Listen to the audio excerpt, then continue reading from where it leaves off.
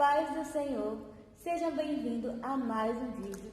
Continuando com a revista O Evangelho do Discípulo Amado, hoje nós vamos para a lição número 5. Sim, a paz do Senhor, como que vocês estão? Tudo bem? Vamos aqui para o tema da nossa aula de hoje, Jesus e a mulher samaritana. A Bíblia diz, eles diziam à mulher, agora não é mais por causa de você, disse que nós cremos, mas porque nós mesmos ouvimos falar e sabemos que Ele é de fato o Salvador do mundo. João 4:42. Vamos para conhecendo mais de Deus. Jesus estava desenvolvendo seu ministério na Galileia. E por estar desenvolvendo o ministério, desagradou alguns líderes religiosos que faziam parte do grupo dos fariseus. Diante dessa hostilidade, diante desse maltrato que Jesus sofreu naquele lugar, daquelas pessoas, Jesus decidiu ir para a região da Judéia. E essa viagem geralmente feita a pé, só que tinha duas opções de caminhos, dando a volta no Rio Jordão ou passando pela região da Samaria. A segunda opção, obviamente, era a mais próxima, a mais rápida. Entretanto, como existiam séculos de desavenças entre judeus e samaritanos, a maioria dos judeus evitava a região, exceto Jesus. Vamos entender um pouco sobre essa desavença. Os judeus, eles conquistavam outras terras, outros povos, outras regiões e, obviamente, tinha pessoas lá vivendo naquele lugar. Então, houve a mistura de povos, de raças. E ficou um lugar chamado... aí daí surgiu os samaritanos, dessa mistura de raças de pessoas. Então, ali existiam os judeus sem mistura e também os samaritanos, que é aquela mistura de pessoas. E eles não tinham contato com os samaritanos. Os judeus, eles não falavam com os samaritanos. Então, eles evitavam aquelas pessoas como se eles tivessem algum vírus, alguma coisa, entendeu? Mas Jesus, ele não pensava dessa forma e ele não evitou passar por Samaria. Vamos para o tópico 1 com o tema Uma mulher que veio tirar água. Jesus chegou a uma cidade chamada Sicar. Era ali encontrado ali em Samaria, essa cidade chamada Sicar. E lá ele foi mais ou menos em volta dos meio-dia, assim, e estava ali com sede e foi até um poço. E ordenou os seus discípulos que estavam com ele que fossem ali comprar comida. E enquanto eles saíram, eis que chegou uma mulher a esse poço. Esse poço, ele tinha 31 metros de profundidade, então era algo bem fundo e tinha 3 metros de largura. Para vocês que não sabem o que é um poço, estará ali na tela. Essa mulher era uma samaritana e ela tinha algo ali que não era bem-vindo pelos judeus, principalmente ela também não era bem-vinda nem pelos samaritanos. Vocês vão entender o porquê. E Jesus ali sentado, viu ela pegando água e começou um diálogo ali. Olha, será que poderia me dar um pouco da sua água? É claro que ela levou opa, como assim? Você quer água? Você está falando comigo? Você é uma samaritana, você é um judeu, você não fala comigo. Então, pela cultura de não ter contato, eles faziam negócios pelo dinheiro, né? Mas agora, aquele carinho, amizade, hospitalidade não existia, não tinha contato. Então, um judeu e um samaritano ali, abraçado ou conversando, era, opa, não. E é claro, levando esse ponto ali com ele, mas ele ainda continuou conversando com ela. Mesmo porque Jesus era um judeu incomum ali, ele não era igual aos outros. Ele não fazia acepção de pessoa, ele não diferenciava se você é branco, negro, judeu, americano, egípcio ou qualquer outra religião. Ele não faz acepção. E embora fosse, e também não era comum os homens e as mulheres conversarem na cultura deles, ali na Judaica, em Samaria, não era comum homem e mulher conversarem, nem mesmo se fosse casado, eles não conversavam, tá? Então também tinha isso. Além de ser samaritana e judeu que não ali podiam conversar, era um homem e uma mulher que também ali era muito mais incomum ainda de conversar. Isso mesmo. Vamos para o tópico 2. Uma sede diferente. A viagem de Jesus com seus discípulos para a Judéia era longa. E certamente ele estava com sede. Mas a mulher samaritana também estava com sede. Obviamente foi lá buscar água para ela. Jesus, no entanto, conhecia a sede da sua alma, que certamente era maior. Jesus, ele conhecendo assim o nosso interior, reconheceu o interior dela que precisava de uma cura. Logo nas primeiras palavras de Cristo, podemos aprender que Deus não fazia acepção de pessoas. Então, ele tratava todos iguais e com carinho e com amor. E nessa história, vemos Jesus, o pregador de multidões, aquele que curava muitas pessoas, conversando e tratando a alma da mulher samaritana, uma pessoa só, o pregador de multidões, aquela pessoa que fazia muitos milagres, conversando com uma pessoa só. Entenda, o amor de Deus pela alma de uma pessoa é muito grande, para ele sentar ali e ter aquele encontro, aquilo lá foi marcado por Deus, e encontrar a mulher samaritana para saciar sua sede, para saciar a sua alma. E todo o ser humano é alvo de amor, do amor de Deus. Todo ser humano, Deus ele quer dar o seu amor a todo ser humano. Assim como Jesus dedicou o seu tempo a Nicodemos, ele dedicou a conversar com a mulher samaritana, a ensinar e salvar aquela mulher. E Jesus pediu água e ela não reagiu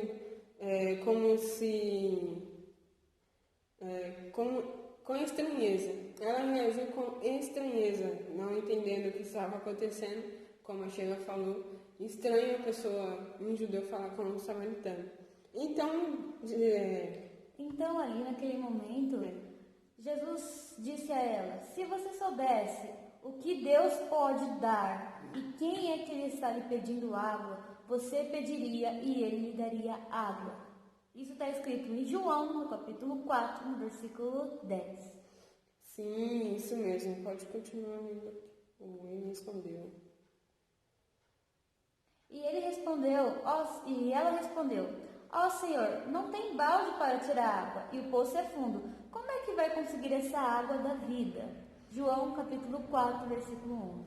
E ela ainda com escamas, vamos dizer assim, em seus olhos, e ela não entendia nada que Jesus estava falando com ela. E Jesus estava falando de algo espiritual e ela estava interpretando totalmente diferente. E ela ainda destaca que aquele poço pertenceu a um grande patriarca que homens de Deus como Jacó e José beberam daquela água e questionava que se por um acaso Jesus seria maior do que eles. Não. Ela entendeu totalmente ao contrário. Mas Jesus ele era, só que ela não, mesmo assim Jesus falando com ela ainda não entendia que água que Jesus estava falando. Mas vamos entender aqui. Como Jesus falava por figuras e ilustrações, nem sempre as pessoas compreendiam o que ele falava. Parábolas. Exatamente. Jesus estava querendo saciar a necessidade da vida daquela mulher e renovar suas esperanças. Sim, ele estava querendo não saciar a sua sede natural, mas sim a espiritual. Então Jesus disse: quem beber desta água não terá sede de novo, mas a pessoa que beber da água que eu lhe der nunca mais terá sede, porque a água que eu lhe der se tornará nela uma fonte de água de vida eterna, ou uma fonte de água transbordante. João capítulo 4, versículo 13 e 14. Isso mesmo, uma fonte transbordante. Com essas palavras, Jesus se apresenta como uma fonte de vida, a fonte verdadeira, o Salvador do mundo, que sacia todas as necessidades do nosso coração, do coração daquela mulher. E se tivesse pronta para receber aquilo que Deus pode dar, nunca mais teria sede em sua alma novamente.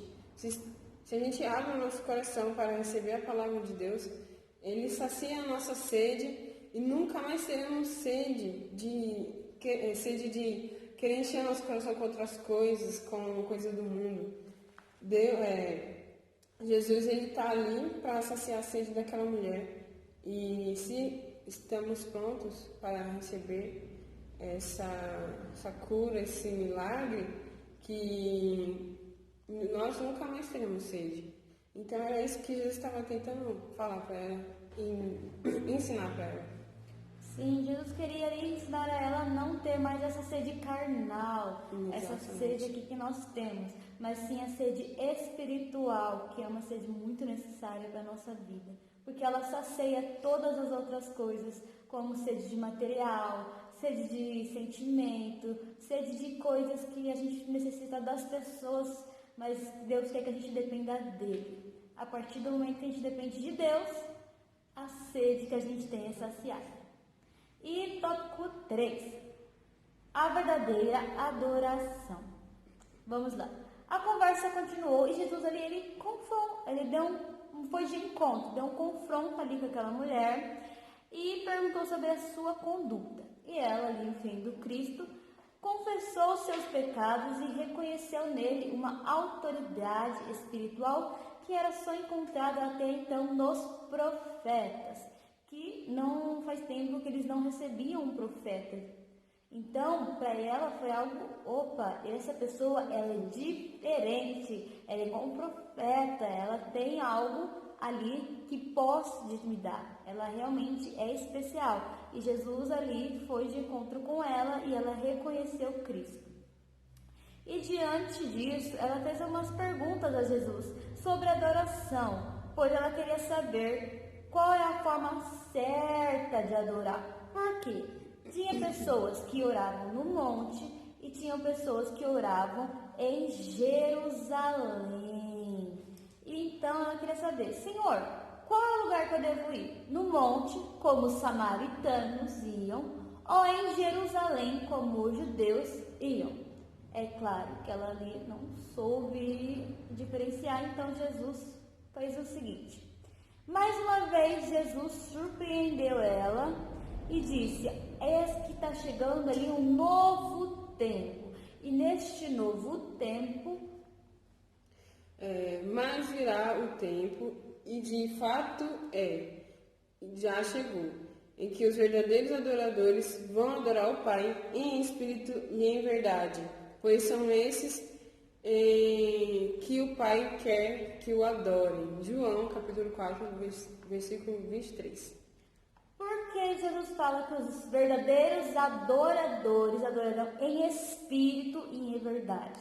Porque até então as pessoas estavam adorando apenas pela carne, por fora, para mostrar. Era só uma roupa bonita, um templo bem limpo, umas coisas bem feitinhas, mas por dentro elas estavam podres, elas estavam ruins, elas não estavam adorando a Deus com o coração sincero.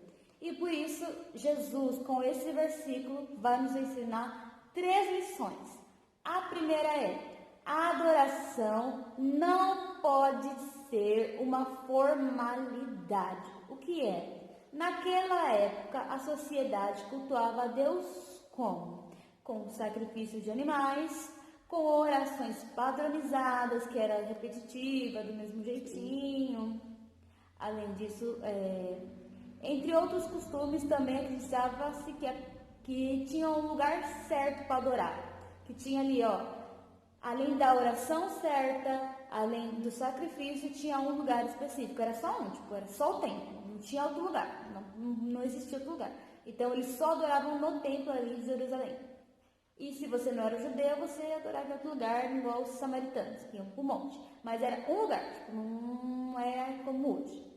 Mas a partir da vinda de Jesus, a adoração iria romper fronteiras, ia ganhar novas formas que seriam aceitas para Cristo. Vamos lá rapidinho aqui em Romanos, no capítulo 2, no versículo 10, que fala: Mas a glória, a honra e a paz para todos que praticam o bem. Primeiro para os judeus, para os gregos, pois Deus não faz parcialidade, Ele não faz acepção.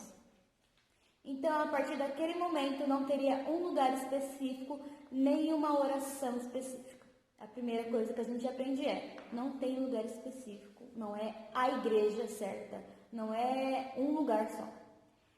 Segundo, a adoração não é controlada ou dominada por um grupo de pessoas, porque até então apenas os sacerdotes iam no templo, os sacerdotes que iam lá orar, levar o sacrifício, era apenas aquele grupo. A partir que Jesus veio, ele mudou tudo. Ele fez que qualquer pessoa pode louvar a Deus, qualquer pessoa pode adorar a Deus. Então, olha só, até então apenas um grupo podia ali servir ao Senhor.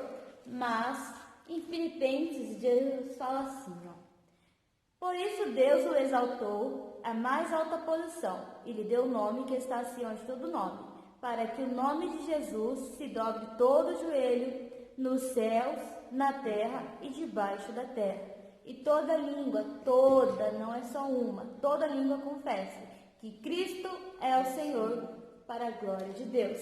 Então, olha só, não existiria mais apenas um grupo, seria todas as pessoas do mundo poderiam louvar a Deus. Então, agora, não teria um lugar específico, nem pessoas específicas. Os lugares que a gente quiser adorar a Deus, a gente adora, e o lugar que a gente quiser, e quem quiser adorar a Deus, adore. Mas não é assim de qualquer forma. Tem mais uma coisa, que é, a adoração precisa ser o quê? Sincera. A honestidade do coração passa a ser o principal critério para uma adoração ser aceita. Vamos lá. Todos os louvores de todos os povos, de todas as raças, de todas as idades, Deus recebe o louvor. Que desde que seja com 5 coisinhas, que é, primeiro, tem que ser feito com amor, tem que fazer com amor, tem que ter fé na sua oração, tem que ter gratidão, temor e sinceridade. Então são essas coisas que Deus pede a vocês. Aonde é o lugar que a gente adora? Qual é o tempo de hoje em dia? É o nosso coração. É o começo, é o primeiro ali. Antes de você pensar igreja física, lembre primeiro que o primeiro templo é o seu coração. É nele que você vai adorar. Segundo, não existe pessoa certa. Você não precisa ir no pastor pedir para orar para você. Você não precisa ir no pastor para ele louvar para você. Você tem todo o direito de dobrar o seu joelho e orar. Você tem todo o direito de adorar ao Senhor de livre e espontânea vontade. Desde que tenha amor, fé, gratidão, temor e sinceridade. Porque a gente é livre. O véu se rasgou e a gente é livre para adorar a Deus em qualquer lugar. Não importa se tem uma pessoa certa do nosso lado. A gente pode adorar a Deus o quanto a gente quiser. Mas, é claro, não desprezem a casa do Senhor, porque também Deus diz que devemos viver em união. Para isso existe a igreja, para que a gente viva em união. Mas antes de adorar, só no templo, lembre de adorar o tempo todo, 24 horas por dia no seu coração, tá? Não é só as 2 horas na igreja, é o 24 horas no seu coração. Pegou? Eita glória. Vamos para o último tópico. Ele é o Messias. Nesse ponto da conversa, a samaritana confessa que tem guardado o prometido, o Messias, o Salvador do mundo. Então Jesus afirmou, pois sou eu que estou falando com você. Eu sou o Messias. João 4, 26. Esse foi um momento muito especial. Jesus só fez essa revelação de forma tão direta, tão clara, para poucas pessoas. E diante dessa palavra, a mulher creu. Diante dessa palavra, a mulher creu. Largou o cântaro e voltou para a cidade e contou o seu testemunho. Depois dessa palavra que Jesus foi tão claro, depois dessa conversa toda, e ela continuou não entendendo, mas Jesus foi claro, foi direto. Eu sou o Messias, eu sou quem você está esperando. E ela ficou muito feliz e resolveu falar para todas as pessoas. Perdeu toda aquela vergonha que ela tinha, porque naquele lugar ela tinha uma má fama, mas com aquilo que Jesus falou para ela, quis espalhar para todos. Então, os moradores de Sicar convenceram que Jesus ia ficar um pouco na cidade. Após 2 dias, uma multidão foi salva. E ouvindo os ensinamentos de Jesus, os samaritanos conheceram e receberam o Salvador do mundo. E aquela mulher, após ter a sua salvação, ela quis compartilhar aquilo com aquelas pessoas e foi um canal de bênção. Jesus usou ela ali para falar do amor dele para as outras pessoas também. Então a gente para pensar e ver o amor de Deus para aquela mulher. Uma pessoa só, Jesus ali conversando com aquela mulher e uma multidão, após ela ser salva, ter conversado com Jesus e reconhecido o Salvador do mundo, uma multidão foi salva. Então, paramos a entender isso aqui e ver que o amor de Deus é tão grande por nossa vida. Ele deu o seu Filho unigênito para que todo aquele que nele crê não pereça, mas tenha a vida eterna.